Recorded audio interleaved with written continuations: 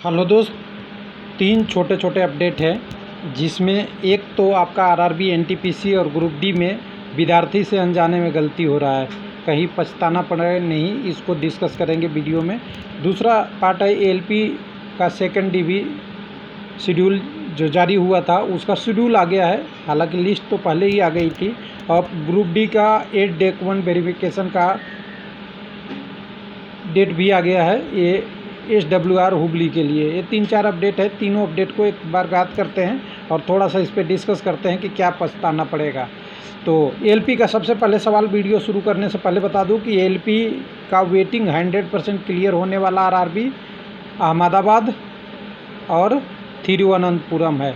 2 जगह एएलपी का 100% waiting clear हो गया, क्योंकि यहाँ पे सेकंड और थर्ड डीबी की बात हो रही है, यानी समझ जाइए वेटिंग में कोई नहीं है तो कम्युनिटी में नहीं है, ज़रूरत है उसमें नहीं है।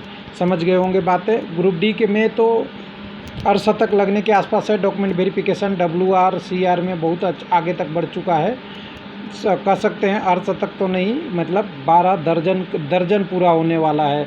11-10 ऐसा आपका डॉक्यूमेंट वेरिफिकेशन शेड्यूल है, तो हुबली क्यों पीछे रहेगा, यहाँ भी 8वां आ चुका है।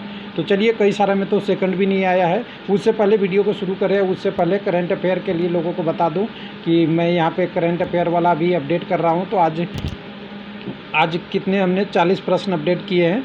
10 प्रश्न ग्रुप डी के लिए रेलवे प्रीवियस ईयर प्रश्न में, उसके बाद हमने जनरल अवेयरनेस का कुछ प्रश्न अपडेट किया है, और करंट अफेयर का दूसरा पार्ट भी हमने अपडेट कर दिया है। जैसे करंट अफेयर में दिखा दूं कौन सा पार्ट अपडेट किया हूं, हो सकता है आपने पहले टेस्ट दे लिया होगा तो थोड़ा सा आपको दिक्कत हो, मतलब ज़्यादा टाइम वेस्ट हो जाए, इसलिए मैंने करंट अफेयर वाला का ए पार्ट में अपडेट, इसमें 100 क्वेश्चन मैंने पूरा कर दिया। पहले 77 क्वेश्चन थे, यहाँ पे तो 100 ऑलरेडी थे, और इसमें भी 50 के आसपास है, यानी 250 के आसपास करंट अफेयर यहाँ पे अब पूरे हो चुके हैं। अभी भी अपडेट करेंगे, आज अभी कल हमारे पास अभी टाइम है।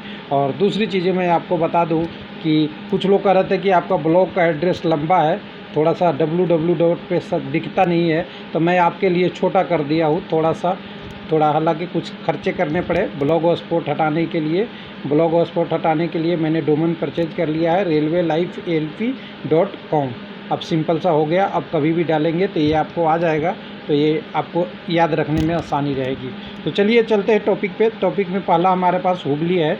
हुबली में आइएगा तो देखिए, डॉक्यूमेंट वेरिफिकेशन की लिस्ट तो पहले दे दिया था, जिसमें 48 या 49 कैंडिडेट थे, और सबका कट ऑफ 50 से लेके 61 या 62 के बीच में था, सभी कम्युनिटियों का। इनका अब एडमिट कार्ड के लिए यहाँ लिंक आ चुका है, आप एडमिट कार्ड ओपन कर सकते हैं। डॉक्यूमेंट वेरिफिकेशन 11/5 का है, और इसी तरह और आरआरसी में भी आ सकता है, WAR और CR में तो थोड़ा देखिएगा, क्योंकि ये एक सीक्वेंस से चलता है, तो यहाँ पे अपनी डिटेल डाल सकते हैं, अपनी चेक कर सकते हैं। इसकी अगर PDF की बात करेंगे तो कितने लोग आए थे 8 DB में, तो देखिए पहले कटअप देख लीजिएगा, कटअप क्या आ चुका है। तो UR के लिए 61.85, और ये RRC ग्रुप डी वाले भी देख लीजिए 2000 वाले। यहाँ हुबली सबसे कटअप था किसी भी आरआरबी में, SWR का सबसे कम कटअप था, क्योंकि फॉर्म भरने के बाद वैकेंसी बढ़ी थी। AC का 50 आ चुका है, ST का 52 आ चुका है, यानी 52 से 62 के बीच में ही कटअप अभी है फिलहाल। तो ये डिटेल है। 83 लोगों का यहाँ पे डॉक्यूमेंट वेरिफिकेशन में बुलाया गया है, और सभी कम्युनिटी से लोग हैं, UR से लेके सभी कम्युनिटियों का यहाँ पे देख सकते हैं आपका डिटेल। OBC NCL वाले हैं, UR नहीं है यहाँ पे, UR छोड़ के बाकी तीनों कम्युनिटी का है, लेकिन UR यहाँ दिया हुआ है, यानी OBC के कैंडिडेट UR में क्वालिफाई किए होंगे। अब दूसरा अपडेट चलते हैं आपको दूसरे वेबसाइट पे। वो वेबसाइट कौन सा हो सकता है? अहमदाबाद में एक डॉक्यूमेंट वेरिफिकेशन के लिए शॉर्ट लिस्ट के लिए 12/4 को लिस्ट आई थी। इस 12/4 वाले लिस्ट को क्या कर दिया गया है, अब इसकी नोटिस दे दिया गया है कि आपका डॉक्यूमेंट वेरिफिकेशन क्या होगा 27/4 को। अभी ये डॉक्यूमेंट वेरिफिकेशन का डेट देखेंगे तो डॉक्यूमेंट वेरिफिकेशन का डेट, 1 मिनट मैं ओपन कर लेता हूँ यहाँ से, छोड़िए इसको, डाउनलोड यहाँ है मेरे पास यहाँ पे। तो यहाँ पे आपका डॉक्यूमेंट वेरिफिकेशन का डेट देखेंगे तो 11/5/22 को दिया है, और कैंडिडेट टोटल इसमें कितने हैं? 22 कैंडिडेट हैं। तो 2022 में 22 कैंडिडेट हैं, यानी कि वेटिंग ख़त्म होने के बाद डॉक्यूमेंट वेरिफिकेशन की प्रक्रिया शुरू हो रही है। बाकी डिटेल इसमें से आप वेबसाइट से ले सकते हैं क्या क्या आपको चाहिए, और इसमें कितने कैंडिडेट हैं उसकी बात कर लेते हैं। तो इसकी बात कर लेंगे तो यहाँ पे देखिएगा, पहले जब लिस्ट आई थी तो लिस्ट आने में यहाँ पे 22 कैंडिडेटों का नाम दिया था, रोल नंबर ये है, और इसमें 2 ही कम्युनिटी के कैंडिडेट हैं, SC के और OBC के। तो अभी तक लोग कहते हैं कट ऑफ बहुत जाता है, देखिए 54.87 और OBC का 61.10 है कट ऑफ WR LP के लिए। तो LP का कट ऑफ आपने देखा 61 था, मिनिस्ट्रियल एंड आइसोलेशन का कट ऑफ देखा आपने 60 था, ग्रुप डी का 60 था, और NTPC में लोग महाराज लोग बता रहे हैं कट ऑफ 90% जाएगा, 90% प्लस में जाएगा। कहाँ से जाएगा मुझे तो समझ में नहीं आता। मैंने बोला था आपको कि 80 से 85 वाला वो कैंडिडेट जो एक आध वैकेंसी है, नहीं तो मैक्सिमम 60 से 80 के बीच में कट ऑफ ही जाएगा, परसेंटेज के बीच में, कम्युनिटी के बीच और सबका परसेंटेज के टर्म में। तो कुछ लोग मजाक उड़ाते हैं और कुछ लोग तो कोर्स बेचने में व्यस्त हैं। तो चलिए अब एक चीज़ और जो हमें पता चल रहा है, मेरा काम है कैंडिडेट को बताना, हर समय मेरा यही अलार्म करना है। कुछ लोग गलतियाँ कर रहे हैं, क्या कर रहे हैं गलतियाँ, मैं आपको समझा देता हूँ। थोड़ा सा इसको बैकग्राउंड में जाइए। अभी एक ऐसा माहौल क्रिएट किया गया है, हर कोई स्कोर के पीछे भाग रहा है। स्कोर के पीछे भागने का मतलब क्या है, अपने आप पे टेंशन लेना। मैं पहले भी बताया था, अपने आप पे टेंशन लेना, क्योंकि एग्ज़ाम और मॉक टेस्ट में बहुत डिफरेंस होता है, और ये 0 से लेके 100% तक डिफरेंस होता है। 0 इसलिए क्योंकि जो प्रश्न वहाँ आए हैं वो वहाँ नहीं आएंगे, लेकिन कंसेप्ट तो आता है, ऐसा नहीं है कि कंसेप्ट नहीं रहता, कंसेप्ट रिपीट होता है। लेकिन क्वेश्चन जो आपके मॉक टेस्ट में है कोई ज़रूरी नहीं है कि एग्ज़ाम में होंगे। कितने परसेंट होंगे, 10, 20, 25, 30% होंगे, क्या होगा, लेकिन कंसेप्ट हो सकता है। इसलिए अनावश्यक स्कोर के पीछे भागने से अच्छा है कि टेस्ट तो दिया जाए, लेकिन अनावश्यक से गलती नहीं किया जाए। इसका एक कंसेप्ट मैं बता देता हूँ, थोड़ा सा ध्यान से। मैं वेबसाइट पे अपने आऊँगा, थोड़ा आपको समझा देता हूँ। यहाँ पे अगर मान लीजिए, एक मिनट, ये मैं ओपन कर लिया, यहाँ पे ओपन कर लेंगे। तो यहाँ पे ओपन करने के बाद अभी हमने एक मान लिया कोई भी टेस्ट ले लेते हैं यहाँ से। एक मिनट, मैं राइट साइड से टेस्ट ले लूँगा, अभी तो मेरे पास है नहीं।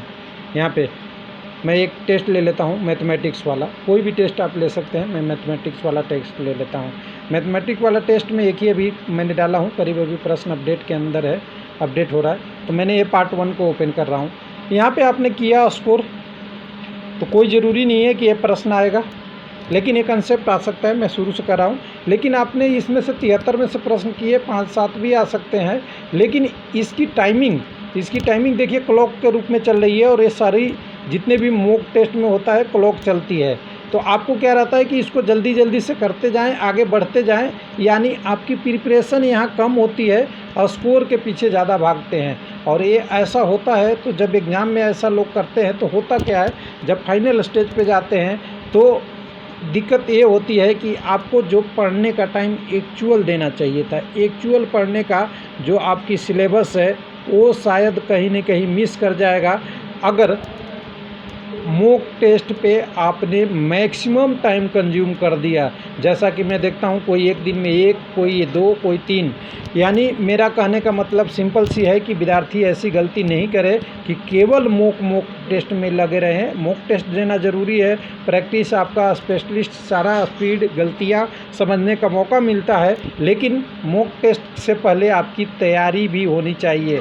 अगर मॉक टेस्ट में कोई गलतियाँ हो रही है, उसको सुधारने के लिए आपको पढ़ना पड़ेगा अपनी सिलेबस, और सिलेबस के पीछे टॉपिक, अगर कोई फार्मूला है तो फार्मूला, करंट अफेयर का है तो जो जो गलती हुआ उस टॉपिक को कम से कम करंट अफेयर रिपीट कर ले। अगर कोई और गलती हुआ है, जैसे आपका जीके में गलती हुआ है, तो जीके के उस टॉपिक को थोड़ा सा हाईलाइट करके देख ले, जिससे रिमेंबर हो जाए। उसी तरह मैथ में गलती हुआ है, रीजनिंग में गलती हुआ है, उस टॉपिक को देखें। इसलिए मैं अभी भी सावधान कर रहा हूँ लोगों को कि केवल मॉक टेस्ट के पीछे नहीं भागे, नहीं तो हो सकता है कि आपके जगह रिजल्ट में किसी और का नाम हो और भी आप स्कोर के रूप में अनावश्यक दबाव ले लें। स्कोर पे देखना ज़रूरी है, अगर हफ्ते में 1 से 2-3 टेस्ट दे देते हैं बहुत है, मोर देन सफिशिएंट है। लेकिन जो 2-3 टेस्ट दिए हैं, जितने टॉपिक आपने उसमें कवर किया, उस टॉपिक को इस मॉक टेस्ट में क्वेश्चन है, जो आपको आता है वो तो अच्छी बात है, उसको रिवीजन करें या ना करें आपकी मर्ज़ी, लेकिन जो गलती हुई है उसकी टॉपिक को तो एक बार ज़रूर अध्ययन करिए, नहीं तो बाद में पछताना पड़ सकता है। थैंक यू, धन्यवाद।